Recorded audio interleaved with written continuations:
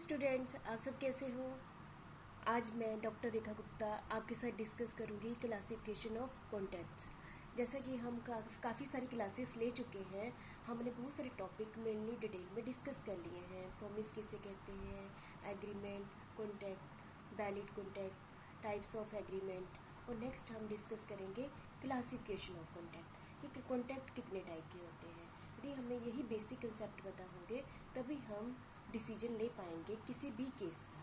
ठीक है, तो नेक्स्ट हमारा है, जैसा कि आप सभी देख ही रहे हैं स्क्रीन पर, यहाँ पर हमने 6 टाइप के में क्लासीफाई किया है कॉन्टैक्ट को। कितने टाइप में डिवाइड किया है? 6 टाइप में। ठीक है, तो फर्स्ट है on the basis of formation, second is the on the basis of performance, standard form contacts, on the basis of validity. ठीक है, तो हम सबसे पहले डिस्कस करते हैं on the basis of formation, मतलब कैसे बनाया गया उसके बेस पर कॉन्टैक्ट। सबसे पहले इसको 2 भागों में बांटा गया है, express contact and implied contact and quasi contact और कंस्ट्रक्टिव कॉन्टैक्ट। एक्सप्रेस कॉन्टैक्ट जैसा कि नाम से ही पता चल रहा है कि जिसमें दोनों ने अपना एक्सप्रेस शो किया है। ये किसने? ऑफरर ने भी, ऑफरी ने भी, कि जिसने कहा है कि हाँ मैं दोनों ही उस एग्रीमेंट में आना चाहते हैं, दोनों का ही लीगल रिलेशनशिप क्रिएट करने का मकसद है। तो सबसे पहले हम इसमें है रिटन कॉन्टैक्ट, जिसमें ऑफरर जो भी रूल्स रेगुलेशन कंडीशन बताता है वो रिटन फॉर्म में बताता है, और एक्सेप्टर भी अपनी हाँ रिटन फॉर्म में करता है। उसको हम कौन सा कॉन्टैक्ट कहते हैं? Written contact. Agree upon the term and condition, मतलब दोनों ही उसकी टर्म्स एंड कंडीशन पर क्या है? एग्री है।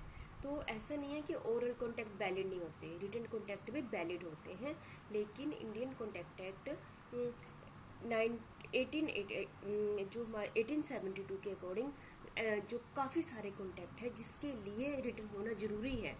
ठीक है, जैसे कि कंपनी बनाई, कंपनी के मेन डॉक्यूमेंट जैसे memorandum of association, article of association, prospectus, company ने शेयर ट्रांसफ़र करने हैं, शेयर काफ़ी सारी जो डॉक्यूमेंट है वो किस फॉर्म में होने चाहिए? रिटन में होंगे, तभी वो क्या माने जाएंगे? वैलिड माने जाएंगे। तो इस टाइप से उनको क्या कहते हैं? रिटन कॉन्टैक्ट कहा जाता है। ठीक है, तो नेक्स्ट है ओरल कॉन्टैक्ट। और जैसे मैंने आपको से पहले भी डिस्कस कर लिया है, ऐसा नहीं है कि ओरल कॉन्टैक्ट हमने शब्द बोले हैं तो वो वैलिड नहीं है, वो वैलिड है। ये मेन बात ये है कि दोनों के माइंड में वो बातें क्या होनी चाहिए?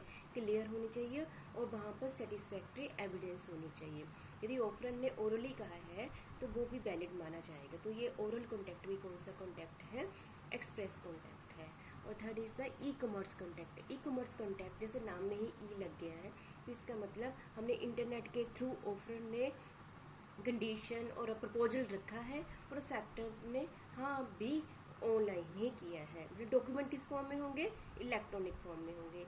जैसा कि आज मैं आपको पढ़ा रही हूँ तो ऑनलाइन ही पढ़ा रही हूँ ना, है इस टाइप से। तो जो ये डॉक्यूमेंट होंगे किस फॉर्म में होंगे? E commerce. तो ये भी कॉन्टैक्ट क्या माने जाएंगे? Valid contact. एक्सप्रेस कॉन्टैक्ट मतलब दोनों ने अपने विचार रखे हैं, चाहे किसी भी फॉर्म में रखे हैं, लिख के, बोल के या इंटरनेट के थ्रू, तो वो कौन से कॉन्टैक्ट हो गए? एक्सप्रेस कॉन्टैक्ट हो गए। नेक्स्ट है इम्प्लाइड कॉन्टैक्ट। इम्प्लाइड कॉन्टैक्ट मतलब अंडर सेक्शन 9, हाँ दोनों ने एक्सप्रेशन नहीं दिए, लेकिन उनके व्यवहार से, उनकी सर्कमस्टांसिस से ऐसा लग गया कि दोनों लीगल रिलेशनशिप आपस में क्रिएट करना चाहते हैं, दोनों आपस में कॉन्टैक्ट करना चाहते हैं। तो इस टाइप के कॉन्टैक्ट को कौन सा कहते हैं? Implied contact. फॉर एग्जांपल जैसे कि हम किसी शॉप में जाते हैं, वहाँ खाने का ऑर्डर दे देते हैं और खाना खा लेते हैं, तो अपने आप ही आपका कॉन्टैक्ट उनके साथ बन गया कि आपने उनको पेमेंट करनी है। आप ये कह के नहीं बस सकते कि मैंने तो आपको ना तो बोला था, ना रिटर्न किया था, रिटर्न में लिख के दिया था। आपके व्यवहार से लगा कि आप यहाँ पर खाना खाने आए हैं। वैसे ही दूसरी, आपने बस में, जैसे आप अभी कॉलेज आए हैं तो कॉलेज में आप बस में चढ़ जाते हैं, तो इसका मतलब बस चल पड़ती है, तो बाद में कंडक्टर आपसे पैसे मांगेंगे ही ना। तो इसका मतलब कि आपने वो एक्सेप्ट किया है, आप उस कॉन्टैक्ट में आना चाहते थे, तो आप ये कह के नहीं बच सकते मैं तो बोला ही नहीं। तो इस टाइप के कॉन्टैक्ट को कौन सा कॉन्टैक्ट कहते हैं? Implied contact under section 9। और क्वाजी कॉन्टैक्ट और constructive contact under section 68 to 72, ये सबसे अलग टाइप का कॉन्टैक्ट है। मतलब कि जैसे कि अभी तक हमने आपके साथ यही डिस्कस किया है ना, ऑफरर ने अपनी कंडीशनें रखी और एक्सेप्टर ने सिर्फ क्या क्या हाँ किया। लेकिन ये एक ऐसा इस टाइप का कॉन्ट्रैक्ट है जिसमें ऑफरर और ऑफरी दोनों कॉन्टैक्ट में नहीं आना चाहते, पर कंडीशनें ऐसी बन जाती हैं कोर्ट के द्वारा, ये कंडीशनें ऐसी बन जाती हैं कि आप दोनों के बीच में कॉन्टैक्ट बन जाता है। तो इस टाइप के कॉन्टैक्ट को हम क्या कहते हैं, क्वाजी कॉन्टैक्ट और कंस्ट्रक्टिव कॉन्टैक्ट। जैसे फॉर एग्जांपल ये ले लेते हैं, जैसे कि आपको रास्ते में कोई चीज़ मिल गई और अब आप क्या करें, आपका ये रूल बनता है, गवर्नमेंट के अंदर रूल बनता है कि आप उस चीज़ को, आप रियल ओनर नहीं हुए, आपका मकसद बनता है आप रियल ओनर को ढूंढो और उसको वो वाली चीज़ दे दो, और आपको उसको ढूंढने में जितना भी खर्चा हुआ है वो उसका लेने का अधिकार आपका रियल ओनर से बन जाता है। हाँ, रियल ओनर नहीं देता है तो आप उस पर केस कर सकते हैं। तो आपका और रियल ओनर के बीच में जो कॉन्ट्रैक्ट बन गया, तो उस टाइप के कॉन्ट्रैक्ट को हम क्या कहेंगे, क्वाजी कॉन्ट्रैक्ट और कंस्ट्रक्टिव कॉन्ट्रैक्ट। फिर मैं एक बार आपको फिर से बता दूं, इसमें ऑफरर जिसको चीज़ मिली और जिसको चीज़ वापस की, उन्होंने आपस में कोई भी कॉन्टैक्ट नहीं किया था, लेकिन उसने उसको वापस करने आया ना, तो उसका मकसद बनता है उसकी कंपनसेशन दे दे अकॉर्डिंग टू लॉ। तो उसके बीच में आपस में कौन सा कॉन्टैक्ट बन गया, क्वाजी कॉन्टैक्ट। हम इसको डिटेल में एक अलग से टॉपिक में करेंगे, सारे सेक्शन हम डिस्कस करेंगे 68 से 72। ठीक है, नेक्स्ट हम डिस्कस करते हैं on the basis of performance. जो हमने काम किया है उसके बेस पर कितने टाइप के कॉन्टैक्ट होते हैं, इसके बेस पर 2 टाइप के कॉन्टैक्ट होते हैं, executed contact and executory contact. Executed नाम में बताया, एग्जीक्यूट मतलब ए ने बी के साथ प्रॉमिस किया था, बी ने ए के साथ प्रॉमिस किया था, दोनों ने अपना प्रॉमिस फुलफिल कर दिया। अब कुछ भी करने को नहीं रहा, कंप्लीट हो गया, ए ने भी अपना काम कर दिया, बी ने भी अपना काम कर दिया, ए ने पैसे दे दिए, बी ने वो चीज़ ए को दे दी, दोनों का काम कंप्लीट हो गया, अब आगे कुछ भी करने को नहीं रहा। तो इस टाइप के कॉन्टैक्ट को कौन सा कॉन्टैक्ट कहते हैं, एग्जीक्यूटेड कॉन्टैक्ट कहते हैं। और second is the executory contact. Executory contact वो कॉन्टैक्ट होते हैं जैसे कि नाम से ही है, अभी कुछ काम करने को बच गया है, अभी पार्टी ने अपना काम कंप्लीट नहीं किया है। इसको भी आगे 2 भागों में बांट देते हैं, बायलेटरल एग्जीक्यूटरी कॉन्टैक्ट। बायलेटरल मतलब दोनों ने अपना काम, दोनों ने अपना काम नहीं किया, ए ने भी अपना प्रॉमिस पूरा अभी तक नहीं किया है, बी ने भी अपना प्रॉमिस पूरा नहीं किया, ए ने भी पैसे नहीं दिए, बी ने भी अपनी चीज़ ए को नहीं दी है। तो इसका मतलब क्या हुआ, बायलेटरल एग्जीक्यूटिव कॉन्ट्रैक्ट, दोनों ने अभी प्रॉमिस करना बाकी है। और यूनिलेटरल एग्जीक्यूटिव कॉन्ट्रैक्ट, यहाँ पर मैंने ऐसे 2 एग्जांपल ले ली, एरो के थ्रू आपको समझा रही हूँ। यहाँ मैं पहले आपको बता रही हूँ, ए ने अपना काम नहीं किया, जिसकी तरफ मैंने एरो ऐसे शो किया है, तो उसका मतलब उसने अपना काम कर दिया है, तो मतलब काम अभी बचा है, पर एक पार्टी ने कर दिया, एक पार्टी ने नहीं किया। दूसरे में मैंने क्या कहा, ए ने अपना काम कर दिया है, बी ने नहीं किया है, मतलब कि अभी प्रॉमिस, एक पर्सन का प्रॉमिस अभी फुलफिल होना है। तो इस टाइप के कॉन्टैक्ट को कौन सा कॉन्टैक्ट कहते हैं, यूनिलेटरल एग्जीक्यूटिव कॉन्टैक्ट कहा जाता है। ठीक है, मैं समझ गए, on the basis of performance. Executive contact मतलब दोनों ने अपना प्रॉमिस पूरा कर दिया है। एग्जीक्यूटिव कॉन्टैक्ट जहाँ पर अभी एक ने या फिर दोनों ने प्रॉमिस करना बाकी है। ठीक है, बायलेटरल मतलब दोनों का बाकी है, यूनि मतलब एक का बाकी है। ठीक है, तो ये हमारा सेकंड पोर्शन हो गया। Third is the standard form contact. Standard form contact वो कॉन्टैक्ट होता है जिसमें रूल्स रेगुलेशन प्री ड्राफ्टेड होते हैं। प्री मतलब पहले से ड्राफ्टेड होते हैं, ऑफर या आपस में बार्गेनिंग करके कंडीशनें डिसाइड नहीं करता है। जैसे कि आपने कॉलेज में एडमिशन ली है, और अब सबसे पहले बताओ, आपने जब कॉलेज में एडमिशन ली है तो आपने एप्लीकेशन फॉर्म कॉलेज में भर के दिया था, तो आप बताइए आपने ऑफर की थी, इनविटेशन टू ऑफर की थी या एक्सेप्टेंस दी थी। सोचिए, जब आपने कॉलेज वालों ने आपको एप्लीकेशन पकड़ाई, आपने फिल करके कॉलेज को दी साइन करके, तो अब वो आपकी ऑफर थी। ठीक है, और कॉलेज ने जब आपको हाँ कर दी, लिस्ट लगा दी, आपसे पैसे ले लिए, तो वो क्या थी, एक्सेप्टेंस थी। तब आप और आपके कॉलेज के बीच में क्या बन गया, कॉन्टैक्ट बन गया, अब आप कॉलेज के स्टूडेंट बन गए। ठीक है, अब आपको कोई नहीं निकाल सकता। ठीक है, तो आपके बीच में कॉन्टैक्ट कब बना, जब कॉलेज वालों ने लिस्ट लगा दी, आपसे फीस ले ली। ठीक है, जब कॉलेज वालों ने एडवर्टाइजमेंट दी, वो क्या था, वो इन्विटेशन टू ऑफर था, और आपने उस एप्लीकेशन को पकड़ा, फिल करके टीचर्स के हाथ में पहुंचाई, वो क्या था, ऑफर थी। और आपके एक्सेप्टेंस कब हुई, जब आपने फीस डिपॉजिट करा दी, वो क्या होगी, एक्सेप्टेंस होगी। तो ये कौन सा कॉन्टैक्ट हुआ, स्टैंडर्ड कॉन्टैक्ट। इसलिए क्या होंगे, क्योंकि इसमें जो कंडीशनें आप ऑफर थे ना, तो आपने कंडीशन थोड़ी डिसाइड की थी, वो कॉलेज वालों ने पहले ही प्रिंटेड फॉर्म में आपके हाथ में पकड़ा दी थी। तो इस टाइप के कॉन्टैक्ट को कौन सा कॉन्टैक्ट कहते हैं? स्टैंडर्ड कॉन्टैक्ट कहा जाता है, ठीक है। जैसे कि फॉर और भी एग्जांपल ले लेते हैं, इंश्योरेंस कंपनी, जैसे आप इंश्योरेंस की कोई पॉलिसी लेते हैं तो वो पहले ही प्रिंटेड फॉर्म में होती है, ये रूल्स एंड रेगुलेशन है। रेलवे की टिकट लेते हैं तो उसमें ही सारी रूल्स लिखे होते हैं कि पैसेंजर को क्या फैसिलिटी होगी, उसकी क्या लाइबिलिटी होगी, टिकट में पहले ही लिखा होता है। उसमें ऐसा नहीं कि आप या वो रेलवे वाले उस टाइम में डिसाइड करेंगे। ड्राई क्लीन वाले, जैसे आप ड्राई क्लीन कपड़े कराते हैं तो उसमें ड्राई क्लीन की क्या कंडीशन है उसके बिल पर लिखा होता है, ठीक है। तो मुझे लगता है स्टैंडर्ड कॉन्टैक्ट आप समझ गए होंगे, ठीक है। नेक्स्ट है हमारा बहुत ही important, on the basis of validity. जैसे आपने कोर्ट में कोई भी डिसीजन लेना है तो ये भले सारे जो मैं आपको दिखा रही हूँ 5 के 5, ये बहुत ही इंपॉर्टेंट है। यदि आपको इसकी नॉलेज नहीं होगी तो आगे आपका पढ़ने का कोई भी बेनिफिट नहीं है, तो आप कोई भी डिसीजन नहीं ले सकते, कोई भी जजमेंट नहीं ले सकते।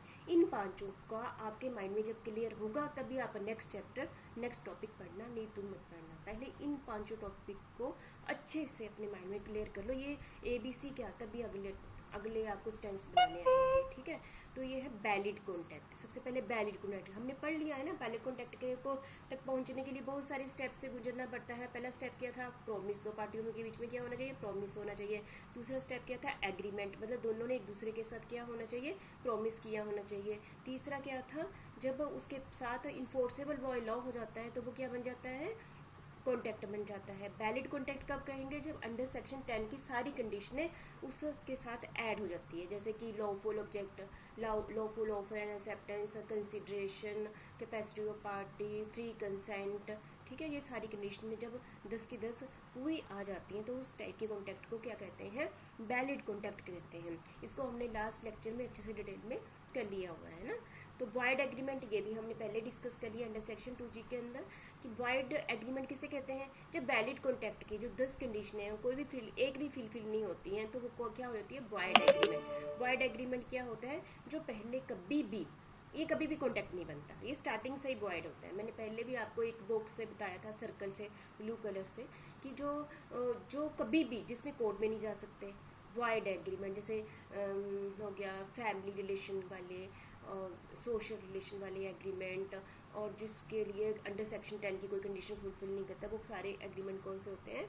वॉइड एग्रीमेंट होते हैं, ठीक है। और अगर इलीगल एग्रीमेंट मतलब